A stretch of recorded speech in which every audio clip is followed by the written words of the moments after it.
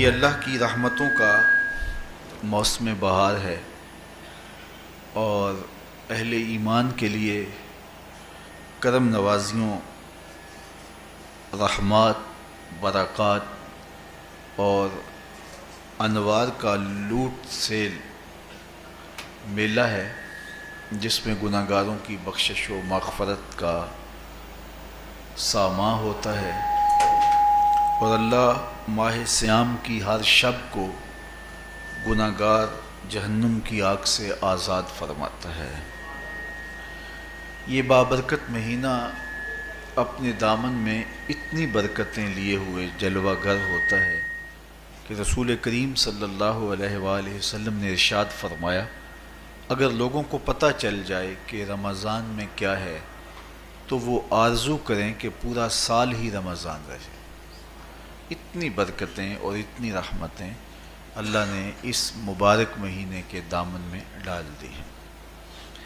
میں نے جو آپ کے سامنے آیت کریمہ تلاوت کی ہے، اس میں بھی اس مفہوم کو بیان فرمایا گیا کہ اے ایمان والو، تمہارے اوپر روزے فرض کیے گئے ہیں جس طرح تم سے پہلوں پہ فرض کیے گئے تھے۔ یا ایھا الذین آمنوا کتب علیکم الصیام کما کتب علی الذین من قبلکم۔ کیوں فرض کیے گئے؟ وجہ کیا ہے؟ لعلکم تتقون، تاکہ تم متقی بن جاؤ، تم پرہیزگار بن جاؤ۔ تو روزے کی فرضیت کا نتیجہ تقوی کا حاصل ہونا ہے، اتقاء کی دولت کا نصیب ہونا ہے۔ تو اس آیت کریمہ میں تین چیزیں بیان کی گئی۔ سب سے پہلی، اے ایمان والو، تمہارے اوپر روزے فرض کیے گئے۔ پھر دوسری بات، جس طرح تمہارے سے پہلوں پہ فرض کیے گئے۔ اور تیسری بات، تاکہ تمہیں تقوی کا نور نصیب ہو، تمہیں اتقاء کی دولت نصیب ہو۔ تو ایک تو روزے کی فرضیت کا حکم دیا گیا، اور دوسرا یہ تسلی دی گئی کہ یہ بھوک اور پیاس کی شدت تمہیں ہی نہیں کاٹنا پڑے گی، تم سے قبل بھی لوگ یہ عبادت کرتے رہے ہیں اور وہ اس مشکل عبادت سے تقوی کو حاصل کرتے رہے ہیں، اور تمہیں بھی ہم اس راستے سے تقوی نصیب کرنا چاہتے ہیں۔ علامہ حقی علیہ رحمہ نے لکھا ہے کہ ملک تحمور الثالث، یہ حضرت آدم علیہ السلام کی اولاد سے تیسرا بادشاہ گزرا ہے، اس کے زمانے میں قحط پڑ گیا تھا، تو اس نے اپنی قوم کو یہ حکم دیا کہ ایک وقت کا کھانا آپ کھا لیں اور ایک وقت کا کھانا بچائیں اور وہ قحط زدہ علاقوں میں بھیجیں۔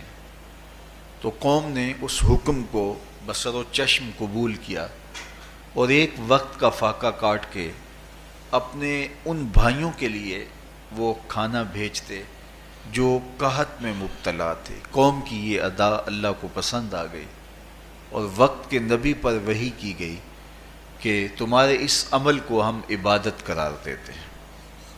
تو حضرت آدم علیہ السلام کے بعد متصل ہی یہ عبادت فرض کی گئی، اور پھر جتنی بھی ملتیں، قومیں اور امتیں آئیں، ان میں روزے کی تحسین کی گئی اور روزے کی تلقین کی گئی۔ پرانی جتنی بھی کتابیں ہیں، اناجیل ہیں، تورات ہے، اس میں روزہ داروں کی تعریف موجود ہے۔ اور حضور علیہ السلام جب اس دنیا پہ تشریف فرما ہوئے تو آقا کریم روزے کی فرضیت سے پہلے بھی روزے رکھتے تھے۔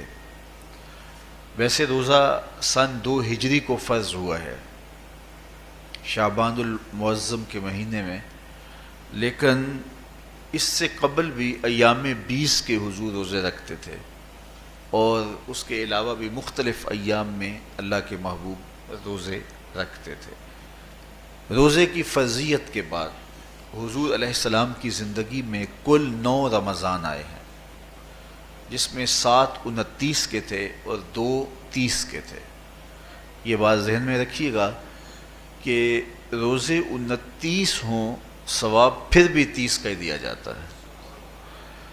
تو زیادہ تر جو رمضان المبارک کے مہینے ہوتے ہیں وہ 29 کے ہوتے ہیں، 30 کے کم ہوتے ہیں. حضور کی زندگی میں 9 میں سے 7 جو ہیں وہ 29 کے ہوئے ہیں اور 2 30 کے ہوئے ہیں، تو ثواب پورے 30 کا ہی ہے.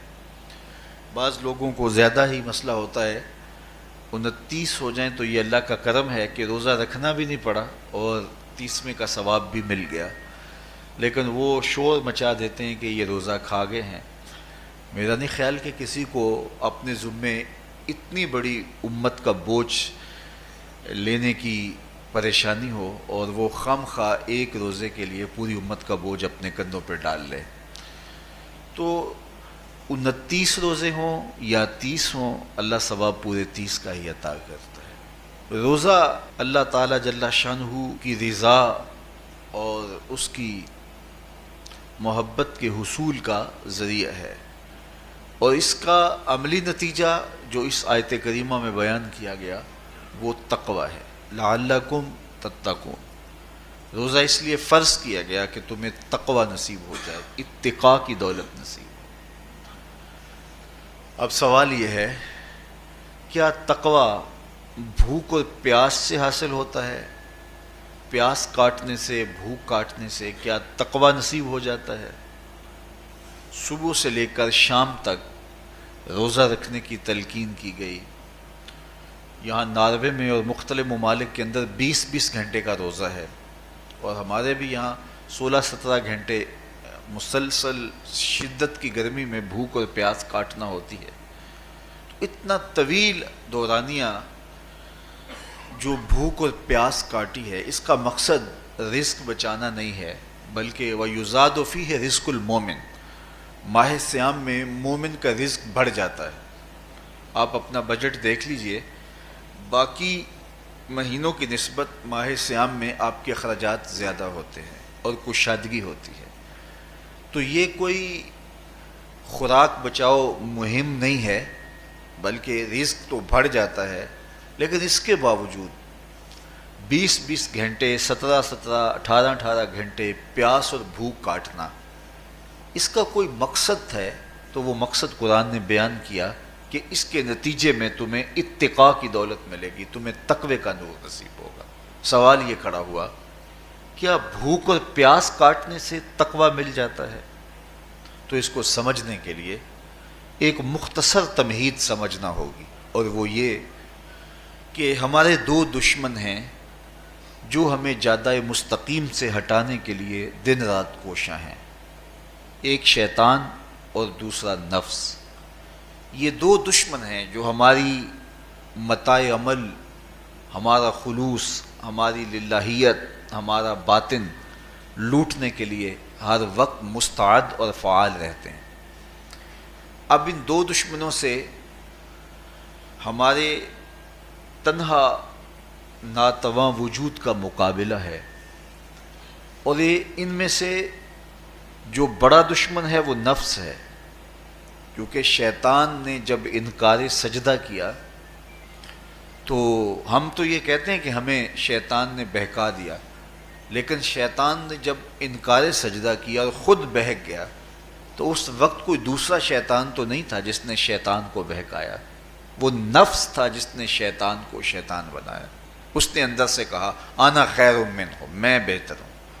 تو یہ انانیت جو تھی، انا خیر منہ، اس نے اس کو بہکایا. تو شیطان کو شیطان بنانے والا نفس ہے، تو نفس شیطان سے بھی بڑا دشمن ہے. ایک بزرگ تھے، وہ ساری زندگی اپنی زبان پہ انا کا لفظ نہیں آنے دیتے تھے. اس مفہوم کو بیان کرنا ہوتا تو وہ با الفاظ دیگر بیان کرتے. میں کا لفظ، انا کا لفظ وہ اپنی زبان پہ ساری زندگی انہوں نے جاری ہی نہیں ہونے دیا. کہتے تھے اس لفظ نے شیطان کا بیڑا غرق کر دیا، تو میں یہ لفظ زبان پہ آنے نہیں دوں گا.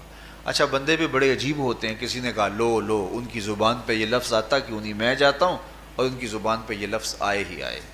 چلے گئے. بزرگ تشریف فرما تھے، نماز کا وقت قریب ہو رہا تھا. حضرت ایک مسئلہ پوچھنے آیا ہوں. کہا پوچھئے. شیطان کو کس چیز نے برباد کیا؟ حضرت آپ تو بولیں گے کہ میں نے، آنا نے، تو کہوں گا جیسے بھی ہوا ان کے زبان پہ لفظ میں تو آ ہی گیا نا. تو وہ بزرگ بھی بڑے سیانے تھے، اس کی نیت کا کھوٹ سمجھ گئے. فرمانے لگے بیٹا نماز کا وقت ہو گیا ہے، نماز پڑھ لیتے ہیں پھر اس پہ بات ہوتی ہے. نماز ہوئی، سلام پھرا تو خود ہی فرمانے لگے کسی نے کہا تھا کہ شیطان کو کس چیز نے برباد کیا، جواب دینا چاہ رہا ہوں کس نے پوچھا تھا، جھٹ کھڑا ہو گیا میں نے. کہا اسی چیز نے اس کا بیڑا غرق کر دیا. تو جو نفس تھا وہ شیطان کو شیطان بنانے والا ہے. تو ہمارے ساتھ نفس بھی لگا ہوا ہے، ہمارے پیچھے شیطان بھی لگا ہوا ہے. شیطان بھی بڑا مکار دشمن ہے، چھوٹا دشمن یہ بھی نہیں ہے. یہ ہماری متاع عزیز کو، متاع ایمان کو، متاع عمل کو، متاع خلوص کو لوٹنے کے لیے دن رات مستعد اور فعال رہتا ہے. اللہ کے محبوب نے فرمایا الشیطان جاسم علی قلب ابن آدم فاذا ذکر اللہ خانسہ واذا غفل وسوسہ. شیطان اولاد آدم کے دل پہ قبضہ جما کے بیٹھ جاتا ہے. جب یہ اللہ کا ذکر کرتا ہے تو بھاگ جاتا ہے، اور جب یہ اللہ کے ذکر سے غافل ہوتا ہے تو یہ وسوسہ اندازی کرتا ہے. تو شیطان اولاد آدم کے دل پہ قبضہ جماتا ہے. اسے پتہ ہے کہ دل قابو میں آ گیا تو پورا بدن قابو میں آ گیا، چونکہ میرے اعضائے بدنیاں میرے دل کے تابع ہیں. موسم اچھا ہے، رت سہانی ہے، صحن چمن میں پھول کھلے ہیں، لیکن میرا دل نہیں چاہ رہا تو ٹانگیں جنبش ہی نہیں کریں گی. مرغن غذائیں سامنے پڑی ہیں اور آپ کا تقاضا ہے کہ جناب لے لیجئے، لیکن میرا جی نہیں چاہے گا تو ہاتھ جنبش نہیں کریں گے. آسمان ستاروں اور کہکشاؤں سے بھرا ہوا ہے، جی نہیں چاہے گا تو نظر نہیں اٹھے گی. آپ سماعتیں بچھائے بیٹھے تھے، جی نہیں چاہے گا زبان نہیں بولے گی. تو پورے آزاد دل کے تابع ہیں، اور اگر دل شیطان کے تابع ہو گیا، اس کے ہتھے چڑھ گیا، تو پھر اعضاء وہی کریں گے جو شیطان چاہے گا. اور اگر یہ دل مالک کی محبت سے سرشار ہوگا تو پھر دل جو چاہے گا وہی اعضاء کریں گے. تو دل اللہ کی نافرمانی کی چاہت ہی پیدا نہیں ہونے دے گا، تو اعضائے بدنیاں کا رخ بھی اللہ کی رضا کے حصول کے لیے ہوگا. تو شیطان بھی قبضہ دل پہ جماتا ہے اور دل کو قابو میں کر کے حضرت انسان کا بیڑا غرق کرتا ہے. اللہ تعالیٰ کا کرم یہ ہوا اذا جاء رمضان سلسلۃ الشیاطین. اللہ کے محبوب علیہ السلام ارشاد فرماتے ہیں جب ماہ صیام آتا ہے تو شیاطین جکڑ دیے جاتے ہیں، جنت کے دروازے کھول دیے جاتے ہیں، جہنم کے دروازے بند کر دیے جاتے ہیں. اب ہمارے دو دشمن تھے، ایک نفس اور دوسرا شیطان. دونوں کے مقابلے میں ناتواں اور کمزور جان کو مقابلے میں آنا پڑتا تھا. لیکن جب ماہ صیام آیا، یہ ماہ انور آیا، تو ہمارے دو دشمنوں میں سے ایک دشمن باندھ دیا گیا. اب ہمارا مقابلہ صرف ایک دشمن سے رہ گیا. دیکھیے ماہ رمضان آتا ہے تو مسجدوں کے در کشادہ ہو جاتے ہیں، لوگوں کا رجحان دین کی طرف ہوتا ہے. جو 5 نمازیں بھی نہیں پڑھتے ہوتے ان کو تراویح میں بھی کھڑا ہوتا دیکھتے ہیں. اہتمام ہوتا ہے، نیکی کا، صدقہ و خیرات کا ماحول پیدا ہوتا ہے. ایسا کیوں ہے کہ شیطان بن گیا، لیکن اس کے باوجود نظر بھٹک رہی ہے، خیالوں میں آوارگی ہے اور رشوت کا بازار گرم ہے. کیوں کہ ابھی نفس موجود ہے. تو نیکی کا جو ماحول پیدا ہوا یہ شیطان کے بن جانے کی وجہ سے، اور برائی کا ماحول اب بھی موجود ہے یہ نفس کے موجود ہونے کی وجہ سے. تو ہمارے دو دشمن ہیں جو ہمیں زیادہ مستقیم سے ہٹاتے ہیں، ایک شیطان اور دوسرا نفس. اب جب ماہ صیام آیا تو شیطان باندھ دیا گیا. اب ہمارا مقابلہ صرف نفس سے ہے، اور یہ نفس شیطان سے بھی بڑا دشمن ہے. شیطان کو شیطان بنانے والا نفس ہے، اور وہ ہمارے ساتھ جڑا ہوا ہے. ماہ صیام میں شیطان تو بند گیا لیکن نفس نہیں بندھا. اب ہمیں اپنے نفس کو کمزور کر کے اور اپنی فتح حاصل کرنی ہے اور تقوی کی منزل کو پانا ہے. اب شیطان تو اللہ نے باندھ دیا، اب نفس کو کیسے باندھیں؟ تو آئیے نفس کی بندش کیسے ہوگی یہ کسی ایکسپرٹ سے پوچھیں گے کہ یہ کیسے اس کو باندھیں گے، اس کو کیسے قابو میں کریں گے. تو کسی ایسے شخص سے پوچھیں جو اس شعبے کا ماہر ہو. تو علامہ اقبال کے مرشد ملا جلال الدین رومی علیہ رحمہ کہتے ہیں آؤ تمہیں میں ایک معالج کا پتہ دیتا ہوں جو تمہیں اس بیماری کا علاج بتائے گا. اور اس کی بندش کے طریقے بتائے گا۔ شیخ رومی علیہ رحمہ فرماتے ہیں ہفت شہر عشق را اتار گشت ما ہنوز اندر خم یک کوچام۔ عشق کے 7 شہر شیخ فرید الدین اتار گھوم چکے ہیں، اور میرے جیسا شخص عشق کے پہلے شہر کی پہلی گلی کے کونے پہ کھڑا ہے۔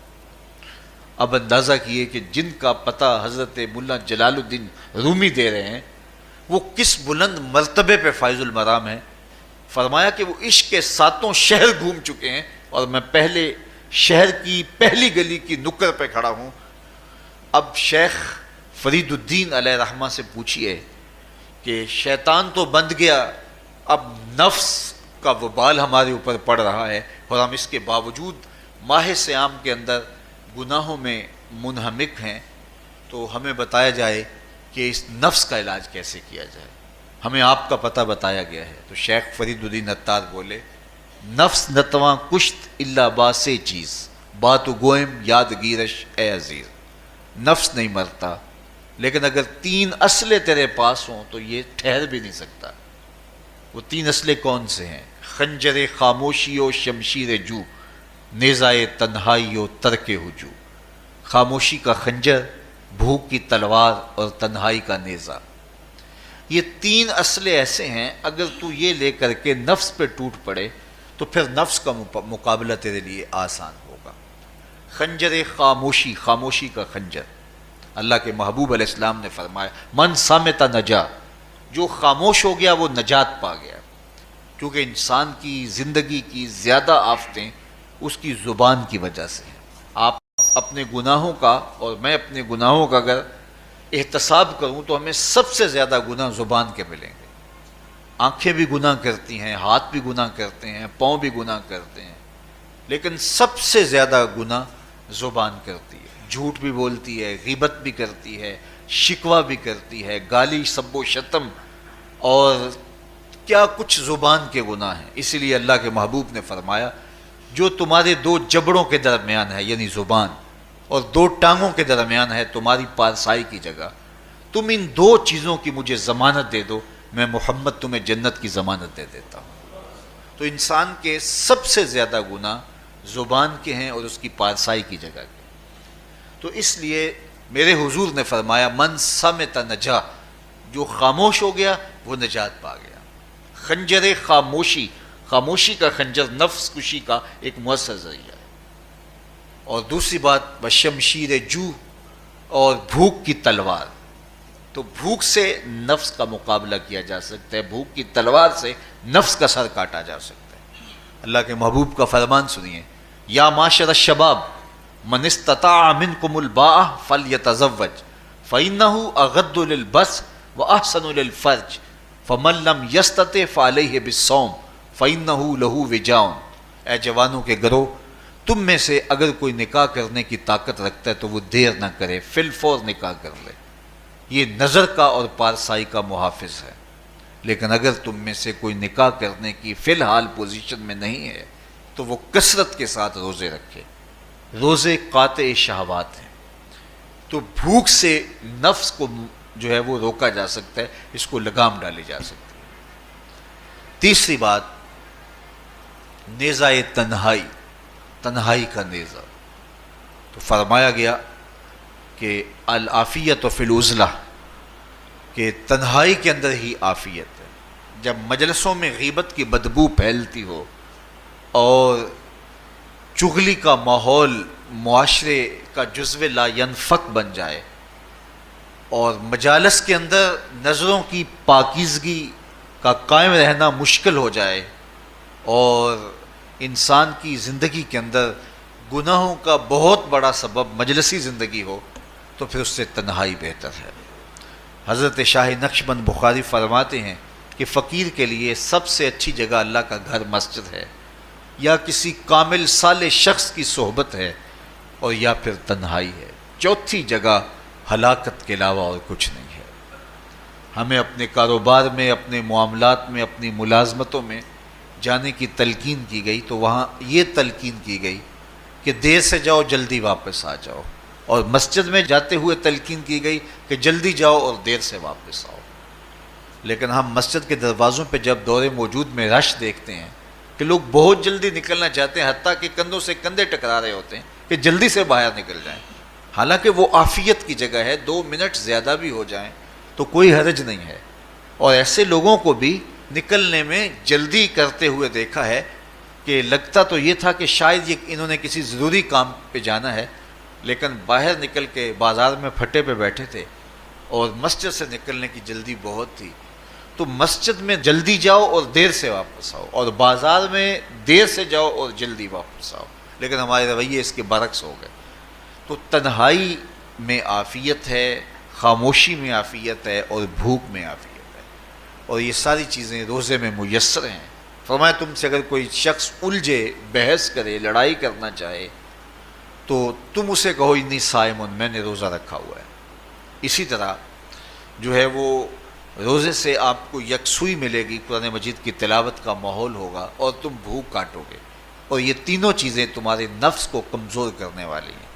شیطان بند گیا، نفس کمزور ہو گیا، اور جب نفس کمزور ہو گیا، کمزور ہوتا ہے، یہ نفس مرتا نہیں ہے۔ یہ تو کوئی ہے باج فقیراں کسے نہیں ماریا، باہو ظالم چور اندر دا، یہ اندر والا چور جو ہے وہ اتنی آسانی سے قابو آتا ہی نہیں ہے، یہ پھر سر اٹھا لیتا ہے۔ اس کو جتنا کچلو، یہ کچھ عرصے کے بعد تھوڑی سی خوراک ملتی ہے تو پھر سر اٹھا لیتا ہے۔ حضرت بایزید بستامی کہتے ہیں میں نے اپنے نفس کو ایک دن کہا کہ میں تجھے خوراک بھی نہیں دیتا اور تو پھر بھی موٹا تازہ ہے، تو میرے نفس نے مجھے کہا کہ اے بایزید، جب تم بازار سے گزرتے ہو تو لوگ انگلیاں اٹھا اٹھا کہتے ہیں یہ بایزید جا رہا ہے، یہ بایزید جا رہا ہے، تو مجھے میری غذا اور خوراک اس سے مل جاتی ہے۔ تو یہ خوراک ہوتی ہے نفس کی۔ تو نفس بہت ظالم ہے، اور ساری زندگی اس سے لڑتے ہوئے گزرتی ہے۔ وہ کسی نے کہا تھا نا، تمام عمر طوفان سے کھیلتے گزری، نیا کے ڈوبنے کا ڈر بھی رہا۔ تو یہ ساری زندگی اس طرح ٹکراتے ہوئے سے گزرتی ہے، لیکن جب کمزور ہو جائے تو پھر یہ شیطان کو جو ہے وہ موقع نہیں دیتا ہے۔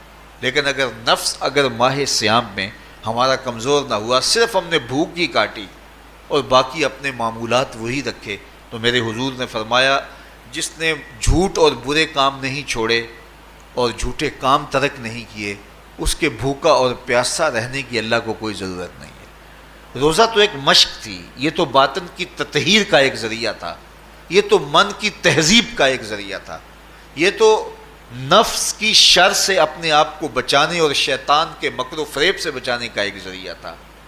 دیکھیے شیطان بند جاتا ہے ماہ سیام میں، حدیث واضح ہے، لیکن نفس موجود رہتا ہے۔ اگر نفس کمزور ہو گیا تو شیطان چھٹ کے بھی کچھ نہیں کرے گا، کیونکہ شیطان باہر کا دشمن ہے، نفس اندر کا دشمن ہے۔ جب تک اندر والا دشمن ساتھ نہیں دیتا، باہر والا دشمن کچھ نہیں کر سکتا۔ ہمارے دیہاتوں میں چوری ہو جائے تو بوڑھے بزرگ سر جوڑ کے بیٹھ جاتے ہیں کہ چور کہاں سے آیا، کیسے آیا، تو ایک نقطے پہ سارے متفق ہوتے ہیں کہ اندر کا کوئی بھیتی ضرور موجود ہے۔ اگر اندر کا کوئی بھیتی موجود نہیں ہے تو چور باہر سے آ کے حملہ آور ہو ہی نہیں سکتا ہے۔ تو شیطان باہر کا چور ہے، نفس اندر کا بھیتی ہے، اور اگر یہ اندر والا باہر والے کا ساتھ نہ دے تو شیطان انسان پر حملہ آور ہو ہی نہیں سکتا۔ اس لیے اس کو قابو کر لیں، اس کو رام کر لیں، تاکہ شیطان چھٹنے کے باوجود بھی جو ہے وہ ہمارے اوپر حملہ آور نہ ہو سکے۔ ورنہ وہ تو پیچ و تاب کھا رہا ہے کہ یہ جو تم نمازیں پڑھتے ہو، سروں پہ ٹوپیاں تم نے پہنی ہیں اور بڑے شریف بن کے مسجد میں جا رہے ہو، ذرا چھٹ لوں عید کے دن ہی جو ہے وہ تمہارا سارا کیا دھرا برباد نہ کیا تو مجھے شیطان نہ کہنا۔ تو وہ سب کچھ برباد کر دیتا ہے اگر ہمارے نفس کی تہذیب نہیں ہوتی۔ تو یہ اللہ نے ایک ہمیں موقع دیا ہے، پورا ایک مہینہ ہے، ایک ورکشاپ ہے باطن کی تطہیر کے لیے، اور ایک اندر کی پاکیزگی کے لیے ہمیں ایک موقع فراہم کیا گیا ہے، اور اس سے ہم بھرپور فائدہ حاصل کریں۔ قرآن مجید کی کثرت کے ساتھ تلاوت، صلاۃ التراویح میں شمولیت، اور خاموشی کا اختیار کرنا، اور جو ہے وہ اللہ کے ذکر فکر کی طرف متوجہ رہنا اور بھوک کاٹنا، اس کا عملی نتیجہ یہ ہوگا کہ اتقاء کی دولت نصیب ہوگی۔ دیکھیے ماہ سیام میں ہمیں ان کاموں سے بھی روک دیا گیا جو کہ کام جائز تھے، کھانا پینا اور جو ہے وہ اپنی منکوحہ سے جنسی تعلق، یہ تو وہ امور تھے کہ جو جائز تھے، مشروع تھے، لیکن اوقات روزہ میں ان جائز کاموں سے بھی ہمیں روک دیا گیا۔ اس فلسفے کو ہمیں سمجھنا ہوگا کہ جو کام شریعت میں جائز تھے، مشروع تھے، روزہ ان سے بھی رک جانے کا نام ہے۔ اور جو چیزیں شریعت میں جائز ہی نہیں ہیں، جھوٹ بولنا ہے، غیبت کرنا ہے، بد نگاہی ہے اور دیگر برے اعمال ہیں، تو یہ چیزیں تو روزہ نہ بھی ہو پھر بھی ناجائز ہیں۔ تو جو چیزیں جائز تھی روزے میں ان سے بھی منع کر دیا گیا، اور جو چیزیں ناجائز ہیں تو اگر کوئی شخص ان چیزوں سے نہیں رکتا تو پھر اس نے روزہ کیا رکھا؟ ایک بندہ بھوک کاٹتا ہے لیکن جھوٹ بولتا ہے، ایک بندہ پیاس کاٹتا ہے لیکن غیبت کرتا ہے، ایک بندہ صبح سے شام تک نہ کچھ کھاتا ہے نہ کچھ پیتا ہے لیکن رشوت لیتا ہے، پھر مجھے بتائیے اس نے روزہ کیا رکھا؟ روزہ تو ایک مشق تھی کہ جو چیزیں جائز تھی ان سے بھی منع کر دیا گیا، ان سے بھی روک دیا گیا، اور جو ناجائز تھی وہ تو پہلے ہی ناجائز تھی، روزے کے بغیر بھی ناجائز تھی۔ تو اس لیے روزہ ایک مشق ہے۔ ہمارے سامنے مرغن غذا موجود ہے، ہمارے پاس سامنے ٹھنڈا مشروب موجود ہے، اور ہمیں مشق کرنے کی تلقین کی گئی کہ تمہیں بھوک ہے، شدت کی پیاس ہے، لیکن صبر کر کے دکھاؤ تم نہیں لوگے، یہ تمہاری مشق ہے۔ تو پھر جو حرام ہوگا، اللہ کی طرف سے ممنوع ہوگا، تو اس کو تم کس طرح لوگے جب تمہاری یہ مشق ہو چکی؟ لیکن ہم اس مشق کے اندر ہی جب ان سے نہیں رکیں گے تو پھر ہمارا روزہ ہی نہیں ہوگا، پھر بھوک اور پیاس کاٹنے کے علاوہ کچھ نہیں ہوگا۔ بہت سارے روزہ دار ایسے ہیں جن کا روزہ سوائے بھوک اور پیاس کاٹنے کے کچھ نہیں ہے۔ اس لیے جن چیزوں سے اللہ نے منع کیا ہے ان سے تو رکنا ہی رکنا ہے۔ جو چیزیں مشروع ہیں ان سے وقتی طور پہ روکا گیا تو ان سے بھی روک کر کے روزے کی تکمیل کی جائے۔ اچھا، روزے میں ایک اور چیز ہے کہ ہمارے صوفیاء مراقبہ کر کے ایک دولت پاتے ہیں، اور وہ کیا کہ اللہ دیکھ رہا ہے۔ وہ مراقبے میں بیٹھ جاتے ہیں اور اس تصور میں ڈوب جاتے ہیں کہ میرا اللہ مجھے دیکھ رہا ہے، اور یہ یقین اپنے اندر اتارتے رہتے ہیں۔ اس کا نتیجہ یہ ہوتا ہے کہ پھر گناہ کرنا مشکل ہو جاتا ہے۔ یہ تصور جب بندے کے ساتھ جڑ جاتا ہے کہ میرا اللہ مجھے دیکھ رہا ہے۔ ماہ سیام میں یہ دولت اللہ بانٹ دیتا ہے۔ جو مراقبے سے صوفیاء حاصل کرتے ہیں، اللہ تعالیٰ اس دولت کو اہل ایمان پہ چھڑک دیتا ہے۔ کڑکتی دھوپ، برستی گرمی، زبان کانٹا، ہونٹ خشک، ٹھنڈا پانی دستیاب، دروازہ مقفل، کوئی دیکھنے والا بھی نہیں ہے، لیکن بندہ ایک گھونٹ بھی نہیں پیتا، وضو کرتے بھی احتیاط کرتا ہے کوئی قطرہ حلق سے نیچے نہ اتر جائے، کیوں کہ میرا اللہ مجھے دیکھ رہا ہے۔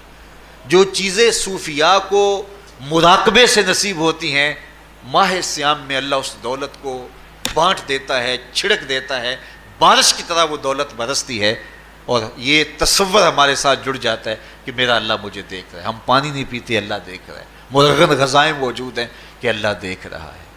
تو میں یہ پوچھتا ہوں کہ ہم کھانا نہیں کھاتے کہ اللہ دیکھ رہا ہے، ہم پانی نہیں پیتے کہ اللہ دیکھ رہا ہے، لیکن جب رشوت لے رہے ہوتے ہیں اللہ اس وقت نہیں دیکھتا؟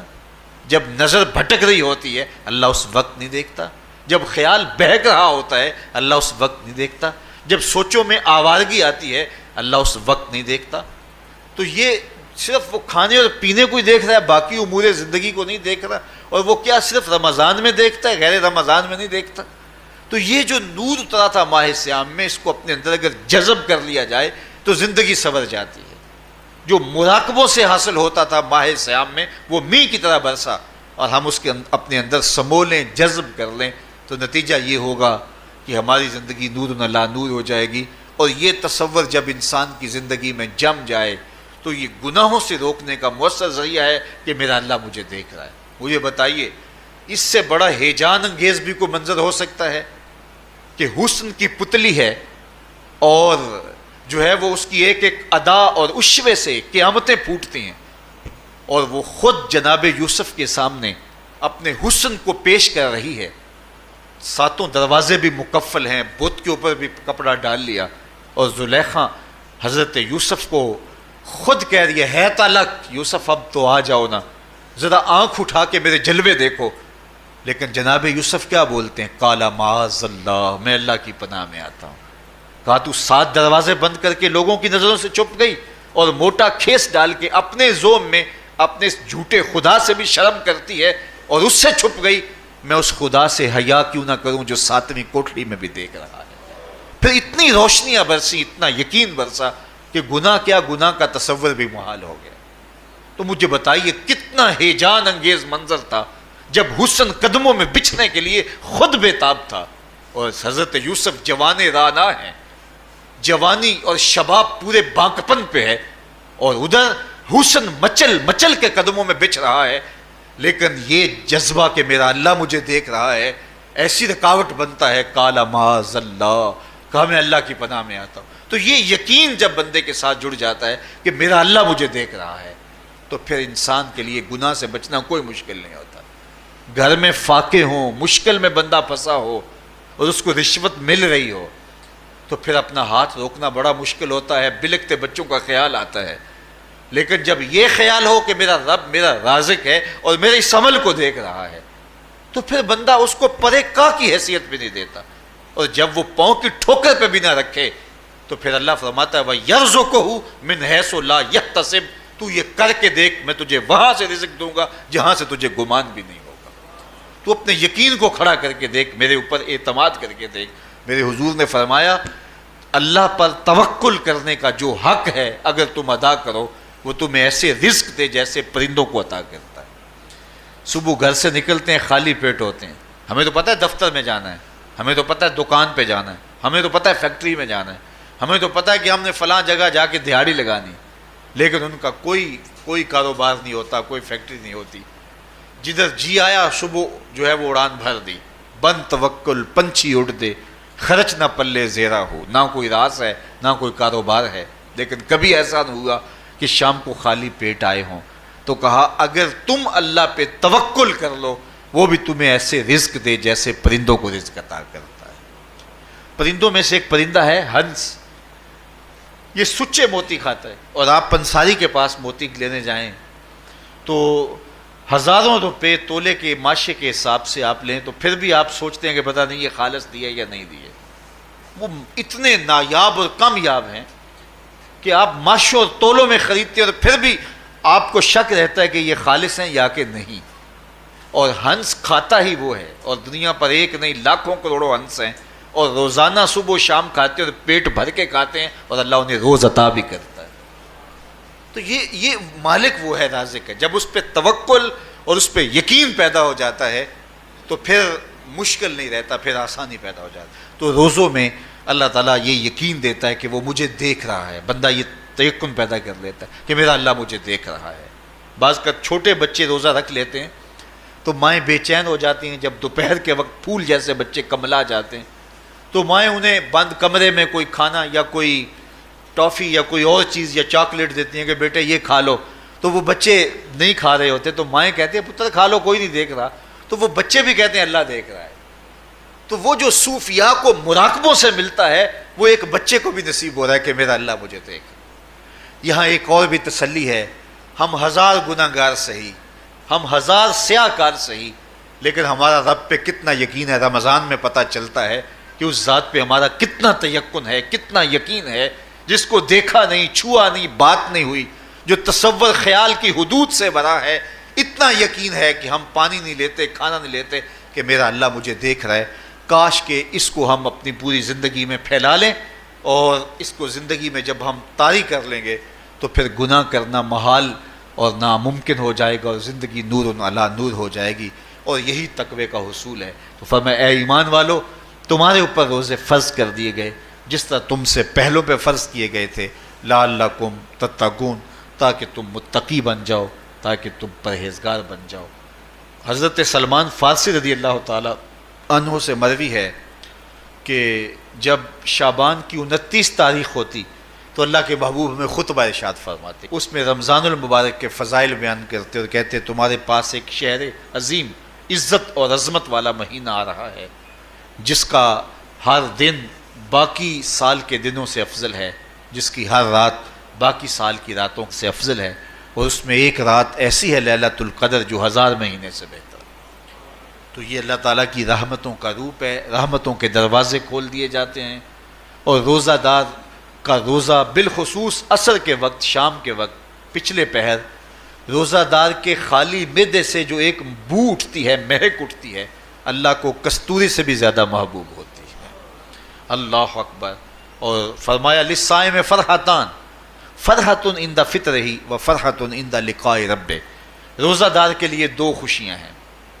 ایک خوشی اسے تب ملتی ہے جب وہ روزہ کھولتا ہے سارے دن کی بھوک اور پیاس کاٹ کے، جب شام کو ٹھنڈا اور میٹھا مشروب اسے ملتا ہے اور وہ مشروب اپنے جو ہے وہ منہ میں ڈالتا ہے، وہ معدے کی طرف اترتا ہے، تو اس کی زبان بولے نہ بولے اس کا ایک ایک انگ اللہ کی تسبیح بول رہا ہوتا ہے اور اللہ کا شکر ادا کر رہا ہوتا ہے.